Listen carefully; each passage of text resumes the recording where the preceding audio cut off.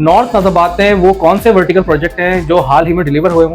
North Nazabad के अंदर ऐसे कौन से प्रोजेक्ट हैं जिनमें लोगों को बुकिंग करानी चाहिए? साइमा पारी फ्लावर, साइमा पारी क्रिस्टल, इसके अलावा अल गफूर के प्रोजेक्ट्स हैं माउंट विस्टा, ला ग्रैंड।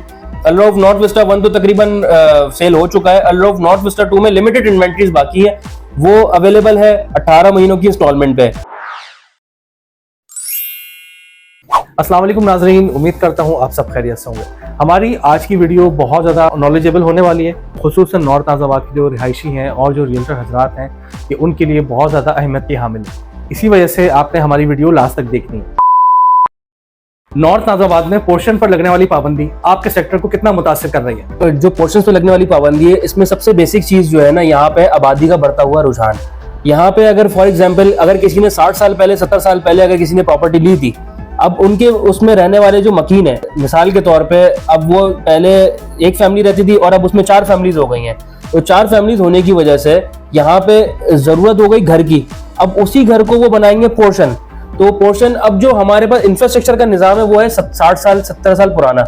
तो हमारे पास सबसे पहला प्रॉब्लम ये आता है कि यहाँ पे पोर्शंस को हम नहीं बना सकते, उसकी वजह से हमारे जो बिजनेस है उसके ऊपर इम्पैक्ट पड़ता है। जो हुकूमती पॉलिसी है उसके मुताबिक भी हम जो है उसको नहीं कर पा रहे, इसकी वजह से हमारा बहुत ज्यादा बिजनेस डिस्टर्ब हो रहा है। डिस्ट्रिक्ट सेंटर में पोर्शन और फ्लैट की रजिस्ट्री काफी टाइम से बंद है, आपको कुछ उम्मीद नजर आती है कि ये कब तक खुलेगी? जी हाँ, बिल्कुल नजर आती है उम्मीद कि रजिस्ट्री खुलेगी। रजिस्ट्री की वजह से बहुत सारे मामला डिस्टर्ब हुए हैं। हम जब रजिस्ट्री कराने आते हैं, रजिस्ट्री के टाइम पे वो हमें बताया जाता है कि भाई यहाँ पे इसकी रजिस्ट्री नहीं हो रही है, और इसकी वजह से पार्टियां जो है ना वो बैक हो जाती हैं। अब इसमें सिर्फ एक मसला ये है रजिस्ट्री का, पोर्शंस की रजिस्ट्री। एक नया मसला ये भी दरपेश हुआ है कि जो बिल्डिंग्स जिनकी रजिस्ट्रियां हो चुकी हैं, पहले सबलीज हो चुकी हैं, उसकी भी रजिस्ट्री नहीं कर रहे हैं।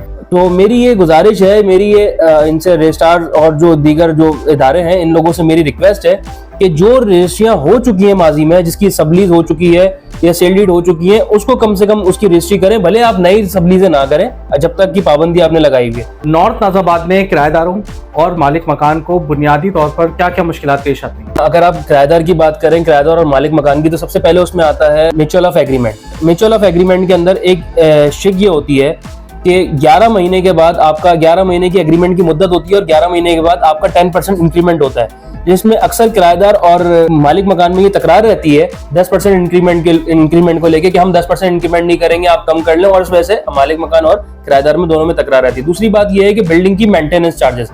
बिल्डिंग की मेंटेनेंस चार्जेस डोमेन बिल्डिंग का होता है, और अक्सर हमारी जो बिल्डिंग्स है नॉर्थ नाज़ाबाद में या दीगर इलाकों में, वो वेलफेयर से रजिस्टर्ड नहीं होती। उसके बावजूद वो अपने जो बेमाना जो चार्जेस हैं वो ले रहे होते हैं अलग अलग मकीनों से, बिल्डिंग के फ्लैट्स वालों से और कमर्शियल्स वालों से। तो उसकी वजह से भी जो है ना ओनर और किराएदार में तकरार का बाइस बनती है।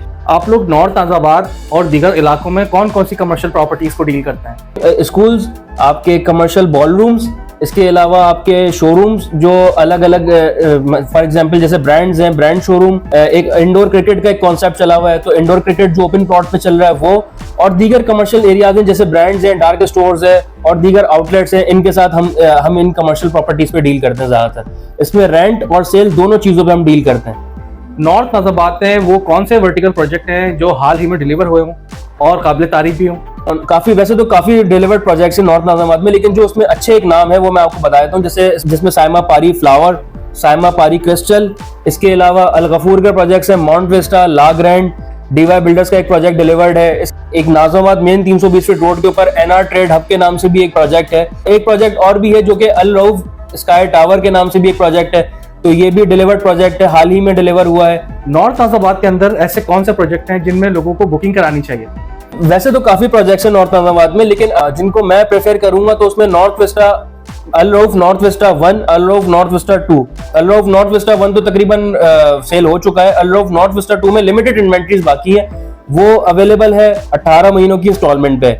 अल गफूर स्प्रिंग्स के नाम से ब्लॉक भी नॉर्थ नाज़ाबाद में एक प्रोजेक्ट है, उसमें आप इन्वेस्टमेंट कर सकते हैं। डीवाई बिल्डर्स का एक प्रोजेक्ट है सिंबल ड्रीम्स के नाम से, ब्लॉक एफ नॉर्थ नाज़ाबाद में, जिसमें लिमिटेड इन्वेंट्रीज अवेलेबल है। और इसके अलावा जो है अपकमिंग प्रोजेक्ट्स हैं ब्लॉक एफ के अंदर, और दीगर प्रोजेक्ट्स भी हैं इस वक्त। तो आप अगर कोई भी हो तो आप इन्वेस्टमेंट कर सकते हैं। नॉर्थ नाज़ाबाद की म्यूनिसिपल कॉर्पोरेशन बढ़ती हुई आबादी को सहूलियात फराहम करने में नाकाम नजर आ रही है, इसके पीछे क्या वजूहात हैं? हमारा जो रुझान है ना वो है लोगों को टांग खींचना। काम करने वाले की टांग को खींचना। आजिम बंगवार हमारे जो farmer assistant commissioner north Nazabad थे, आए उन्होंने खिदमत यहाँ पे बहुत ज्यादा खिदमत सर अंजाम दी, लेकिन लोगों को हजम नहीं हुई। लोगों ने उनकी टांग खींचना शुरू कर दी। वो हमारा नॉर्थ नाज़ाबाद बनने के बजाय और बिगड़ गया।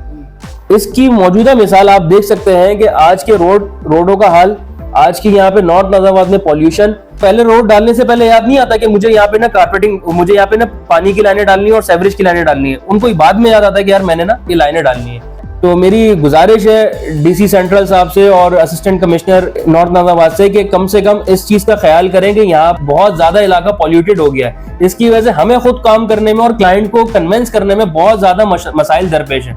नॉर्थ नाज़ाबाद के रियल्टर्स को इस वक्त क्या क्या मसाइल दरपेश है? मसला सबसे पहला रजिस्ट्री का मसला आता है। रियल्टर ने आपकी डील मैच्योर कराई, दो पार्टीज की डील मैच्योर कराई। जब वो रजिस्ट्रार ऑफिस गया रजिस्ट्री कराने के लिए, तो रजिस्ट्रार साहब कहते हैं कि हम तो रजिस्ट्री नहीं कर रहे, ये हमें इसके ऊपर इतनी मतलब टैक्सेस हैं या इसके ऊपर ये है। वो रजिस्ट्री को बहरहाल मना कर देता है। मतलब ऑथेंटिक प्रॉपर्टी भी हो उसके ऊपर भी रजिस्ट्री कराना मसला बन गया। दूसरी चीज है कमीशन प्रॉब्लम। रियल्टर अपने कमीशन को अक्सर सिक्योर नहीं कर पाता और उसकी बेसिक वजह यह है कि वो पार्टी उसको बोलती है कि मतलब पार्टी के साथ बाउंडिंग हो जाती है। अक्सर पार्टी उसको कहती है कि हाँ हम आपको लास्ट में करेंगे। अमूमन तो हमारे रूल ये है कि हम 10% के ऊपर 50% कमीशन ले लेते हैं, लेकिन अक्सर होता यह है कि वो बोलते नहीं हम डील के लास्ट में आपको कमीशन देंगे। और जब रियल्टर अपनी सारी जिम्मेदारी पूरी करा देता है, तो जब आप रजिस्ट्री करा देता है और उसके बाद आपको पोजीशन दे देता है, तो तब भी रियल्टर का कमीशन पार्टियां नहीं देती। एक मसला ये डायरेक्ट डीलिंग। अक्सर लोगों का होता यह है कि रियल्टर ने एक पार्टी को मकान दिखाया, पार्टी ने मकान देखा और मकान देख के वो चले गए अपना डायरेक्ट मकान पे। अक्सर लोग डायरेक्ट करने की कोशिश करते हैं, जिसमें रियल्टर अपनी पूरी एफर्ट करता है, पूरी मेहनत के साथ अपने काम को करता है, लेकिन अक्सर लोगों की नियतों में फितूर आ जाता है और वो जो है ना वो चाहते हैं कि जरा सा अपना कमीशन बचाने के चक्कर में, जरा सी अपनी उनके पैसे रोकने के चक्कर में डायरेक्ट डील कर लेते हैं। गैर मुतवक्का लोग जो होते हैं, जो अनवांटेड पीपल जिनको कहते हैं, वो सबसे पहले होते हैं उसमें गली का चौकीदार, बिल्डिंग का चौकीदार, बिल्डिंग का अपना गार्ड, दूध वाला, पान वाला, और ये हर बंदा प्रॉपर्टी बेच रहा है। मसला ये होता है कि रियल्टर अपनी पूरी मेहनत करता है उसको डील को मैच्योर करने के लिए। होता ये है कि वो अगर कभी किसी पान वाले के पास या किसी दूध वाले के पास चला जाए पूछने के लिए कि भाई यहाँ पे ये इसके क्या जगह क्या हालात है, तो वो दूध वाला बोलता है मैं आपकी ये डील करा देता हूँ, और बहुत कम मुआवजे के अंदर।